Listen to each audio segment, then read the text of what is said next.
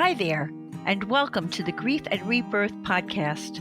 I'm your host, author and trauma survivor Irene Weinberg, here to encourage you wherever you are in your healing journey.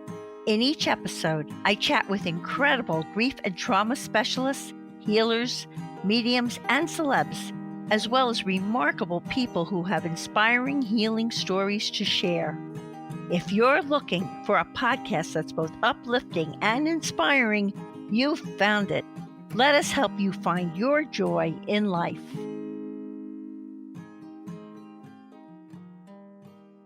Hi, everyone. I hope this finds you so very well. I'm speaking to you from my studio in West Orange, New Jersey, and I'm delighted to be welcoming Danny Greeves, a highly recommended multi-award-winning therapist, author, and speaker who is one of the UK's leading experts in childhood and relationship trauma.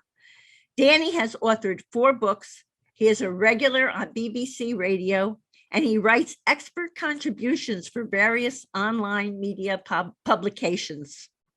In his new book titled Accelerated Trauma Resolution, Danny expertly explains the key principles of trauma. He reveals the hidden process of how and why the mind creates trauma, and he presents a powerful, easy to understand method of overcoming trauma that shows how a person can reduce and resolve childhood and relationship trauma forever. I'm looking forward to talking with Danny about his own trauma history and how he healed it, the prevalence and impact of trauma, the latest science from the UK helping to accelerate trauma resolution called split-second unlearning theory, his book, Accelerated Trauma Resolution, and more for what is surely going to be a very enlightening interview with many healing insights. Hey, Danny, welcome to Grief and Rebirth. Thank you so much for the introduction. You're so welcome. I mean, you're so thoroughly credentialed and obviously know what you're talking about. And since this podcast one of the focuses of this podcast is on trauma, grief and trauma, and healing and recreating, rebirthing your life after you've been held back in your life from trauma and from grief. This is like such a great, it's like this is a poster child interview for what Grief and Rebirth podcast is all about. So let's start with this question so everybody can get to know you and how you got into doing what you do. So please tell us about the origins of your own anxiety, which it's hard to believe today that you had anxiety, low confidence, and stress, and describe how you connected with your teacher and mentor, Matt Hudson, who helped you with your trauma, which apparently got you started on your path. Absolutely. So it wasn't a plan that I was following in terms of going towards this area of work. And I think for one thing that probably a lot of people can relate to is at the time, I didn't really understand what the origins of my anxiety or low confidence was. All I was really aware of is I had these really unpleasant sensations that were growing in intensity over time. Were they in your body? Yeah, I had lots of sort of health anxiety. So that was a big one. I had lots of just like stress and worry and just a lot of that negative internal dialogue. Right. And at that point, I wasn't thinking, I've got trauma. All I was thinking was, I've got these really unpleasant sensations. How can I deal with them? So initially, I did what many people do and tried to self-medicate. So I would experiment with, going out with friends, I would drink a little bit too much, I would eat a little bit too much, and they would help for maybe that evening. And then the next morning, they would come back with a vengeance. And that went on for actually several years, and it just progressively became a habit of mine until one day I was on a course for my first job when I was working as a physiotherapist. So I was working with people in chronic pain. That was like an area that was So of is really that like high physical interest. therapy, like that you're doing body Yes. work with them? Yes, yeah. And my interest was really like learning about how the nervous system works. I think that shows in what I do now, but all the way back then, that's where it started. And one of the teachers of the course brought me to the front of the class. So I was in front of about 20 people who I didn't know all that well.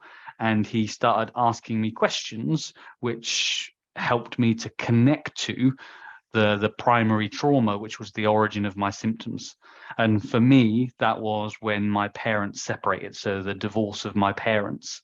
And it was only in that moment when I was asked a series of questions that allowed all of those memories and all of that pain to really flood into my system. And at that point, I realized that those events that I thought I'd brushed off actually had a much bigger effect on me than I thought. Was that Matt Hudson? Was that your mentor, Matt Hudson? So that was before I met Matt. So that was while I was sort of still in a bit of a whirlwind. So I left that day thinking, right, I need some help there. I need to do something about this because I've got this issue and I have no idea how to sort it out. So I did what many people do and look for recommendations and look for someone who's worked with someone or known someone. And one of my friends recommended to go see Matt. And I was a little bit tentative, but I thought, well, I have to do something. And so I reached out to him. I bought him, read his book. And just from the vibes that I got from the book, I thought, okay, this is someone I'm interested in working with. Now So I sent. he was a trauma specialist also. Yes, yeah. So he's now a social scientist, but at that time he was really heavily working with clients. And so I reached out and we ended up arranging a Skype session.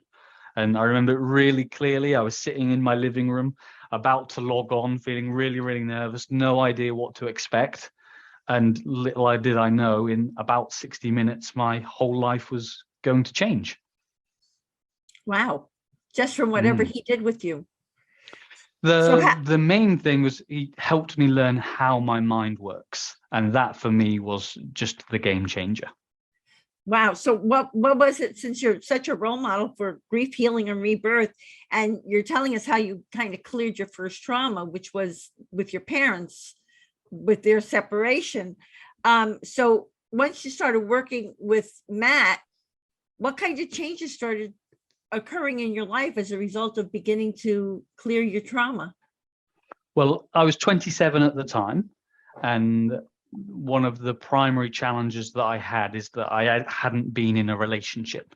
So I was really struggling when it comes to finding a partner, just finding romance in a relationship. There was just something, I was blocked. I couldn't quite gain access to it. So I was 27, I was still single. Then I had my first session and I got an idea and learned how my mind works. And 10 days later, I met my wife.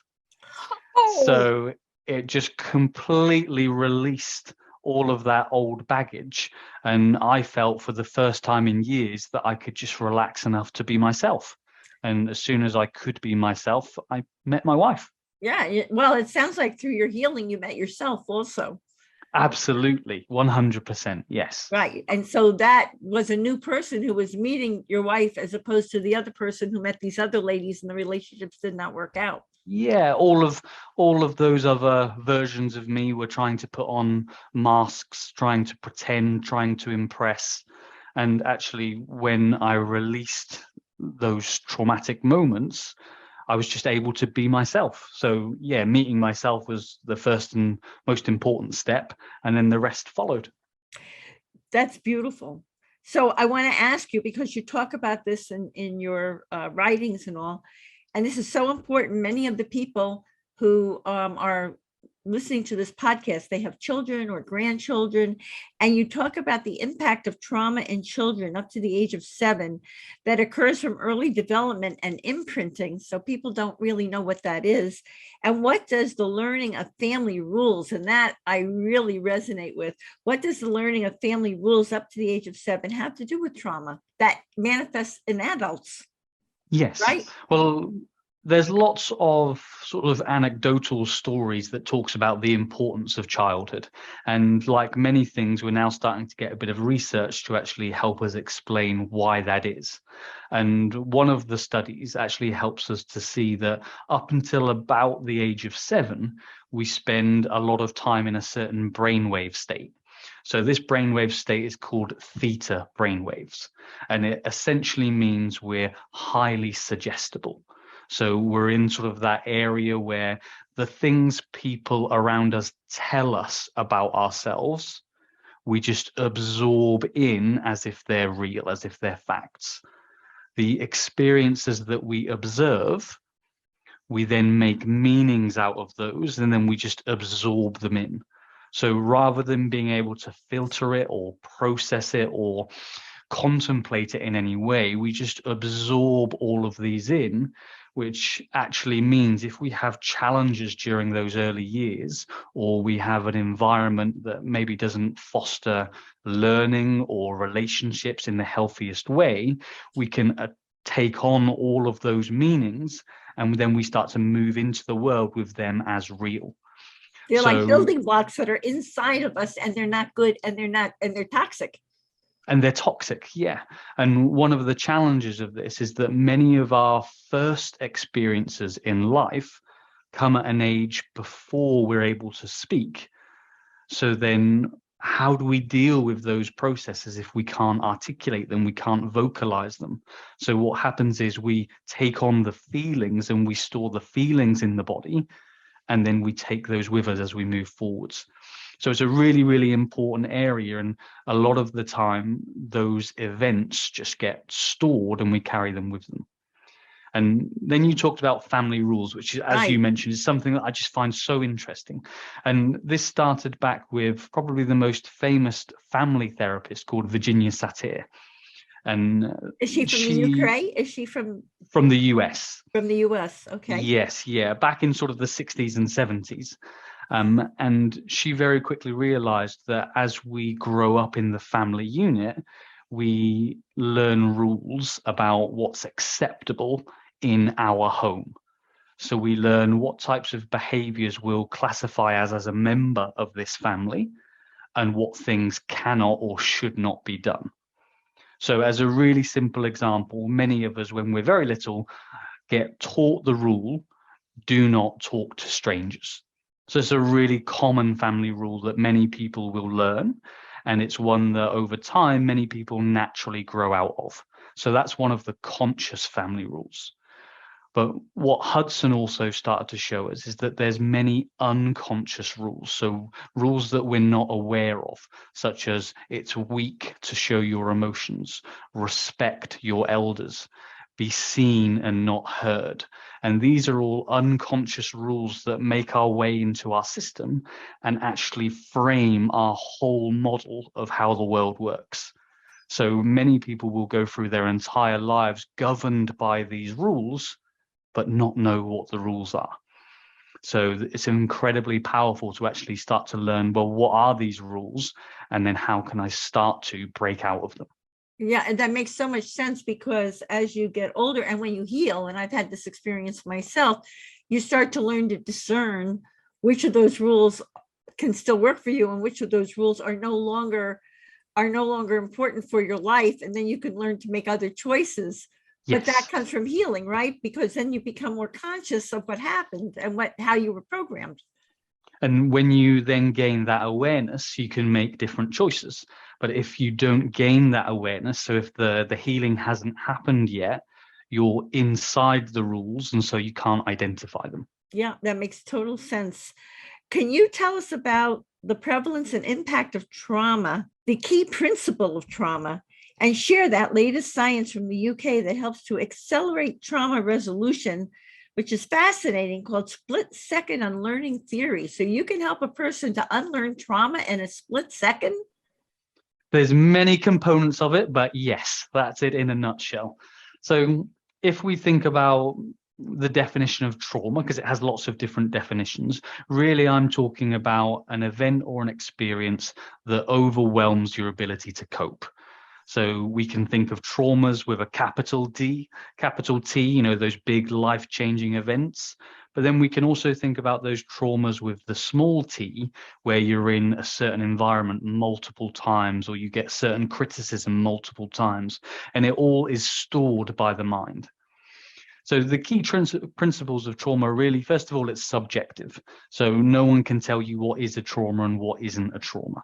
And unfortunately, one of the things we tend to do is we minimize our own experiences because we're comparing it to something big or huge that's in the news. And then we go, oh, well, compared to that, mine really wasn't that bad. And what actually happens then is we minimize our own experience and we start to suppress it. And one of the phrases that I was taught is whatever the mind represses, the body will express. So those things that we hide away will find a way out some way. It's just how. And for many people, it will be symptoms in the body. So really, we're thinking trauma is subjective. So it's based on your experiences. And then really, trauma is all about perceptions.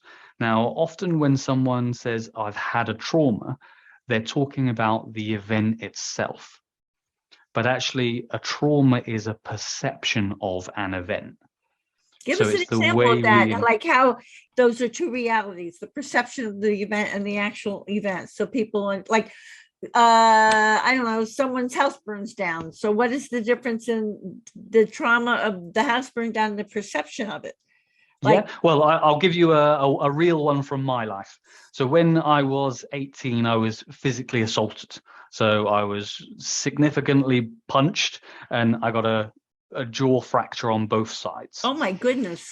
So from one punch. So Oh my it was goodness. a big Horrible. one. So we can think of that as the event. Now, originally, my perception of that event is that it was an awful event. It was traumatic. It was painful. I didn't deserve it. There was nothing that could have happened, and it was just awful. Actually, later on, when I learned the tools to look back on it, I saw that as a result of that event, I completely stopped my drinking habits. I completely changed the way that I ate and related to food. I completely changed the way that I handled myself.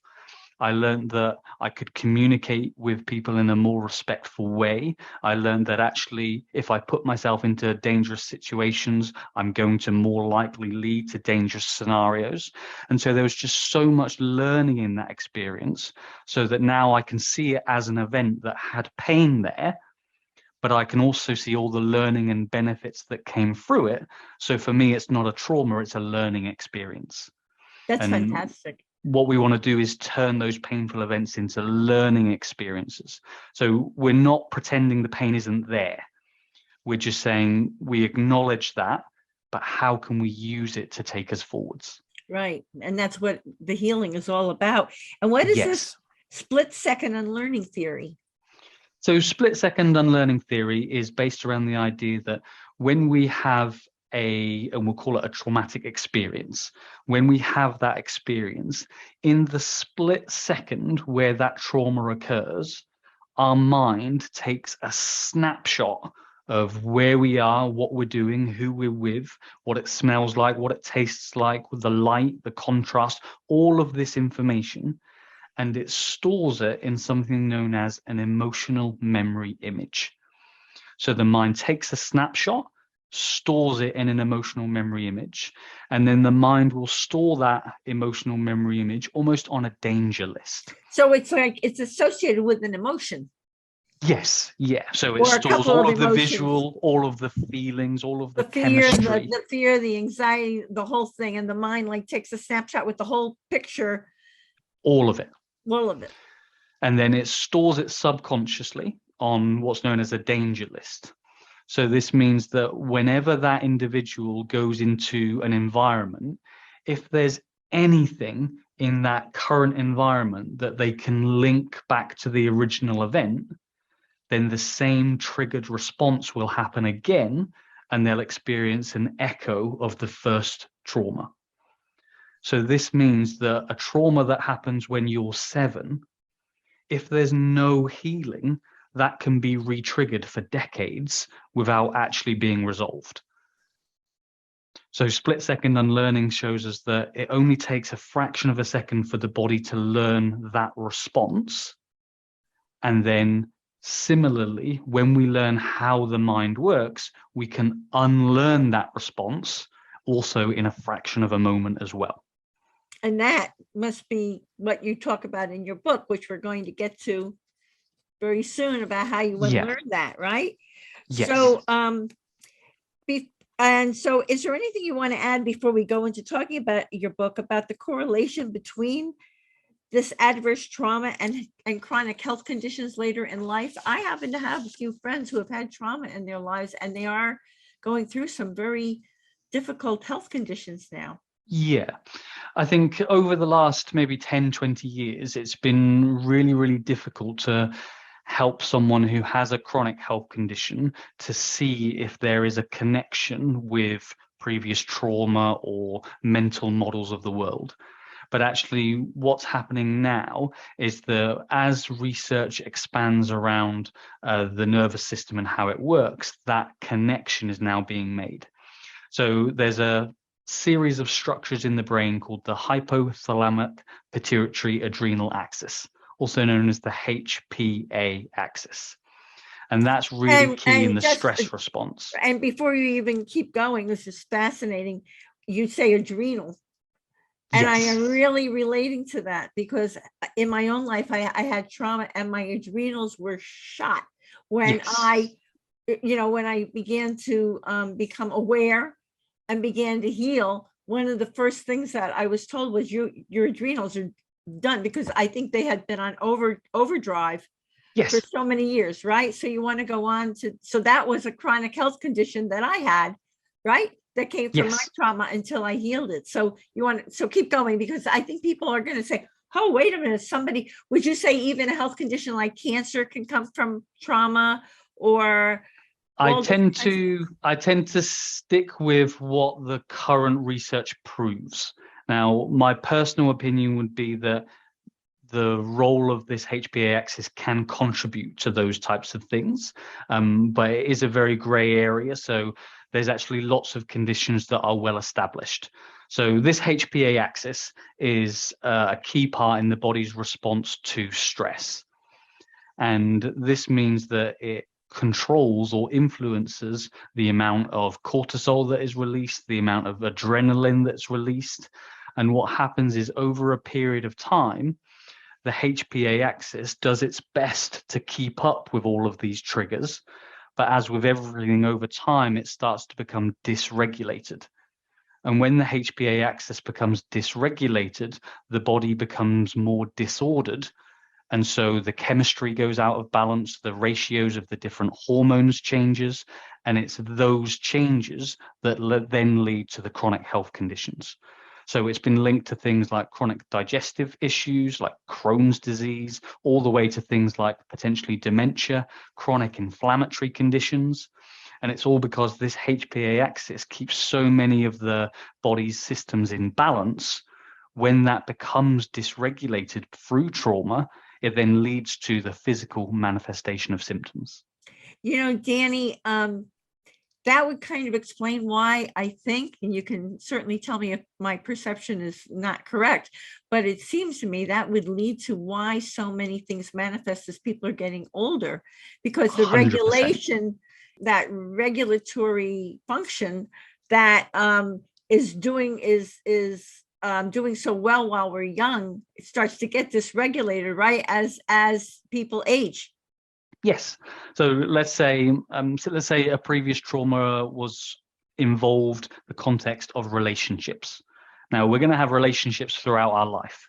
Now, if that trauma happens when we're 11, and a little bit of cortisol and a little bit of extra adrenaline is secreted daily or weekly from the age of 11, by the time we get to 40 or 50, that imbalance has become a huge change and volatility in the system, which then means the health condition then starts to become expressed. And at that point, often we then use medication to try and move that back into balance. But while the trauma is still there, the balance needs to be kept in check. So the longer the trauma, the more likely it is that health conditions will manifest. So when for people who just treat everything with medication, they still have the trauma. They're just quieting it down, as opposed to would it be valid in your mind for people, they're taking the medication but starting to heal their trauma at the same time, so that eventually they can forego the medication and they don't have to, and then hopefully the health condition heals. Yeah. So I certainly don't want in any way to make medication right or wrong. It's more a case of, if you are aware that there is a root cause driving the imbalance, for me, it's wiser, it makes more logical sense to address the issue while you've got the support of the medication. And then often your health professional will help you wean off that as and when it's appropriate. So it's certainly something that can take place with your health professional, not something that I'd recommend someone just stops or anything like that. Right. But as the body heals, it moves closer to what's called homeostasis, so stability, balance. And when we're in that homeostatic position, actually all of our systems start functioning well again, and we find healing. So it's a fallacy to believe that just because you get older, you're going to get really sick. You can avert a lot of that by healing your trauma. Absolutely. And the thing that really proves that is that there are actually so many examples of people in their 90s weightlifting. There are people in top shape in their 90s. And although they tend to be the rarer cases, it's because we actually live in a culture and a society that tends to use medication rather than actually address the cause. And a lot of that, and this is something that I really think is important to know, is that in the past, we haven't had the strategies or the techniques to help people heal as well as we can today. So it's not sort of people's fault that it's there, but it's probably their responsibility now to do something about it, because no one else will do it for you. And we are helping them to understand that they can heal and they can change things, which is wonderful. And the thing I also want to ask you, because you have in your book Accelerated Trauma Resolution, and we're talking about the how and why the mind creates trauma, but you also explain the difference between traditional talking therapy and this accelerated trauma resolution. So would you like to explain that to us and share anything else you'd like our listeners to know about your book, which they should get because it's going to enlighten them so much and maybe open the door to their own healing? Well, I think it's important to note that there isn't one right form of healing. So anyone that says there's only one way of doing it, I think is a little bit closed-minded. So everyone has certain preferences, they have certain values. And one of the big obstacles for me in getting help was that what I really didn't want to do was pay someone to go and sit with them and just talk about my problems. I could already see from my viewpoint that wasn't going to help me resolve the symptoms. It might help me manage them a little bit, but it wouldn't help me resolve them. And I believe a lot of the talking therapy approaches out there at the moment actually are designed to help us cope with symptoms rather than actually neutralize them, resolve them, and move on. So the wonderful thing about the split-second unlearning model and emotional memory images is that it allows us to reach a place where a trauma is resolved, and therefore we can just move forwards without thinking about it anymore. It doesn't become a barrier to sort of our quality of life. So there may be certain cases where actually talking about the trauma and vocalizing it is a key step. And actually, the first time where you ever talk about it can be a really powerful experience. But I also believe that after that moment, actually, in order to resolve the trauma, we need to think more about how the brain works, how the mind works.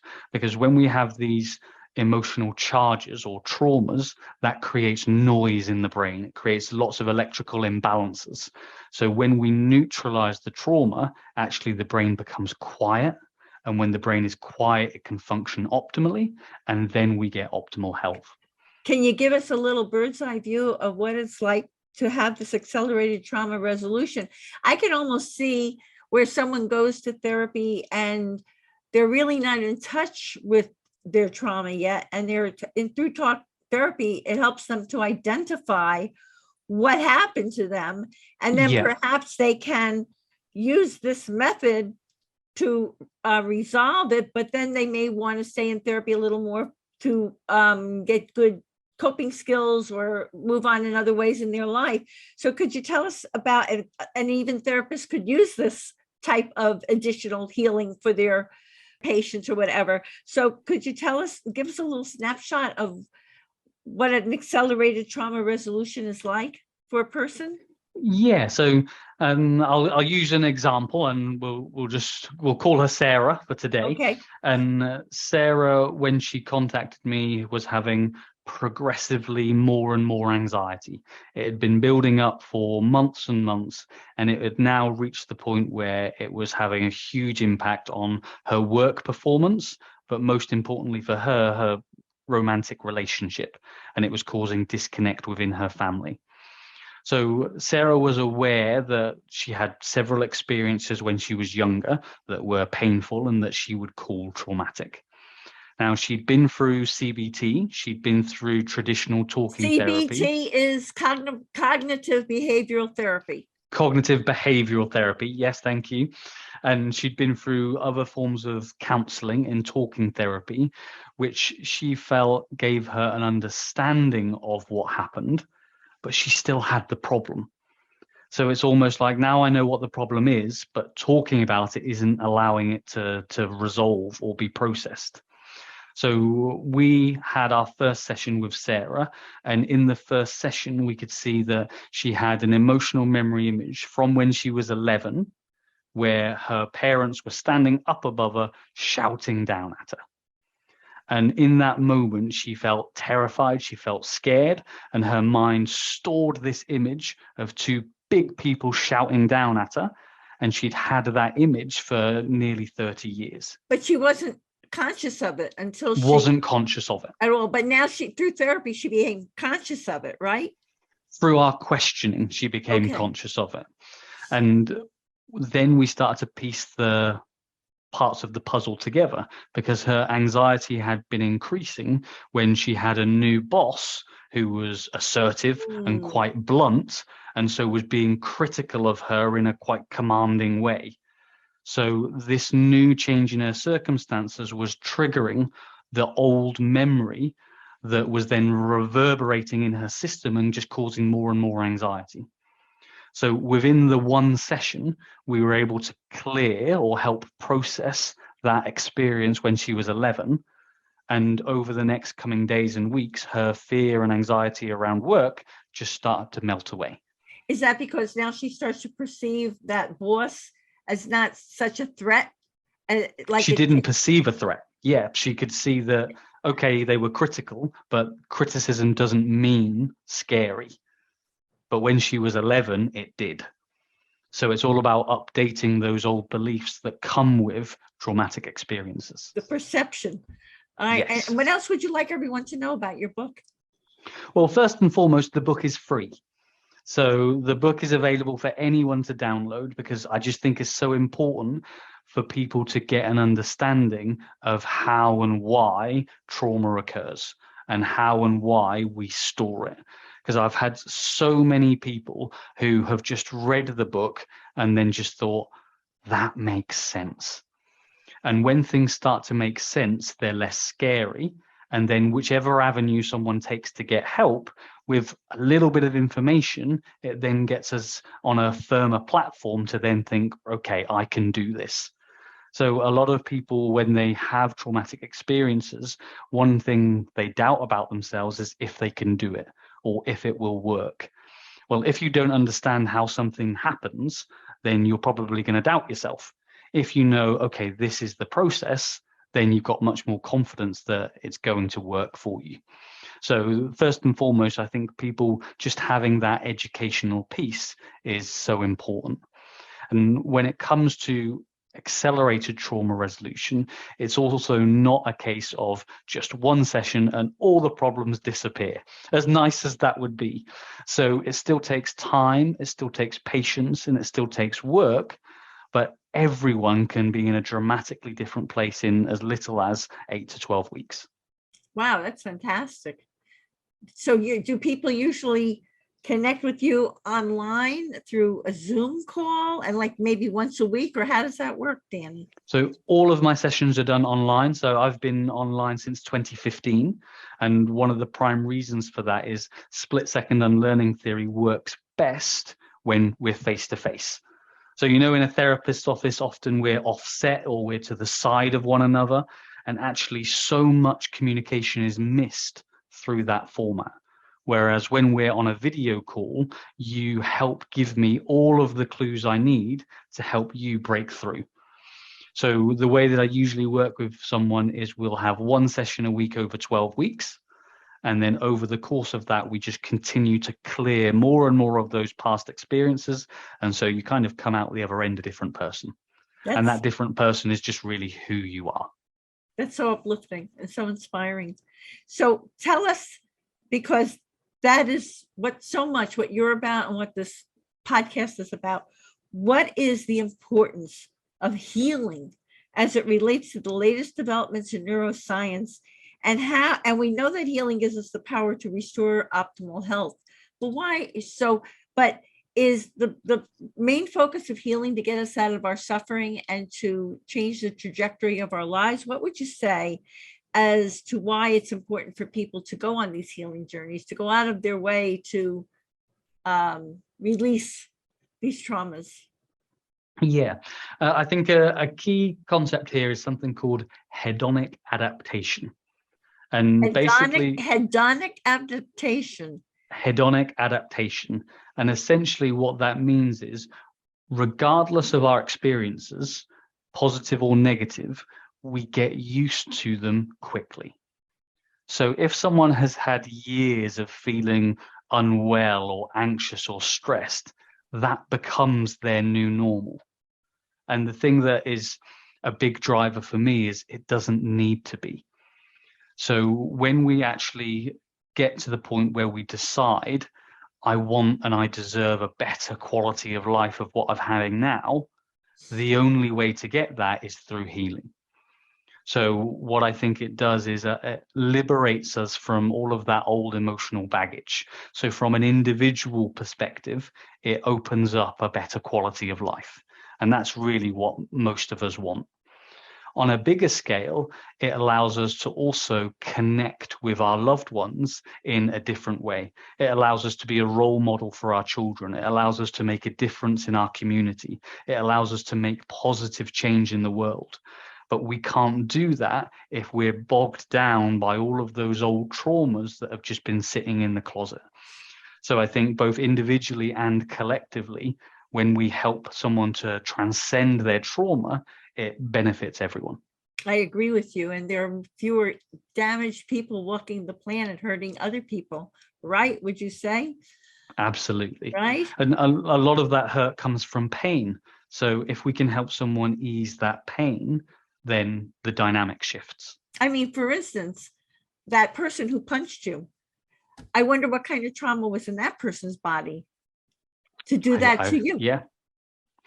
Well, there were many other clues in his lifestyle that indicated that there were other issues there. And I just was in that place at that time. You happen to be, just like when you would talk about road rage or something, it just triggers what's inside of that person, right? Why is it, Danny, important to identify the balance of opposites in everything we do in order to find joy in life? If there would be one idea that someone could take from this today and start applying in their lives, it's the idea of balancing positives and negatives, balancing advantages and disadvantages. So when we go through our lives based on our own values, what's important to us, we make judgments. We judge that as being positive, we judge that as being negative. Well, all of the negative judgments that we make, we store and carry them with us. The more extreme or intense the judgment, the bigger the trigger that we'll experience in our day-to-day lives. So what unfortunately many of us tend to do is go through the world judging it in a black and white way. That's positive, that's negative, that's good, that's bad. But what people don't realize is that all of those negative judgments start to stack up, and they start to build really powerful associations, which then lead our body to feel stress. So anytime there's a challenge, there's an equal opportunity in it somewhere.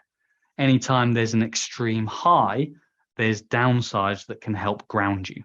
And just when we start to pay attention to those, our whole physiology, as well as our emotional well-being, starts to get more grounded.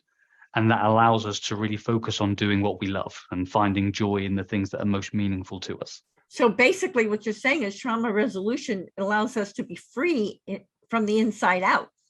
Absolutely. Or if I could use that catchphrase, that would be it. Right? I got it, right? And then if you are free from the inside out, then you can really feel and respond positively to the positive things that come into your life. And you can be present. You can just be present in the moment, conscious, and enjoy. And not weighed down with that backpack. Yes, exactly. That's held you down your whole life. Danny, I just love this quote of yours. The greatest discovery of my generation is that a human being can alter his life by altering his attitudes. That was from the legendary psychotherapist, William James. Okay, so William James, which I found in your book, I think you quoted him, which yes. I think, and he also added, in essence, when you learn how to change your perceptions, you can change your reality, which is exactly what we're talking about, right? Yes. And I just want to thank you, Danny, because you help so many people throughout the world to heal their traumas so that they can be restored to optimal health and enjoy a greater quality of life, which gives all of us a greater quality of life when there are fewer people who are walking around with their backpacks of problems in the world. And I want to thank you from my heart for this enlightening, insightful, and wonderful interview today. Thank you so much, Danny. It's an absolute pleasure, and just contributing to the difference that you're making is really inspiring to be a part of. So thank you for having me. Thank you. And more to come, hopefully. And here's a loving reminder, everyone, that you can see the show notes and all Grief and Rebirth podcast episodes on ireneweinberg.com. And make sure to follow us and like us on social at Irene S. Weinberg on Instagram, Facebook, Twitter. And if you're watching here on YouTube, click subscribe so you'll never miss an episode like this one with Danny. As I like to say, to be continued. Many blessings, and bye for now.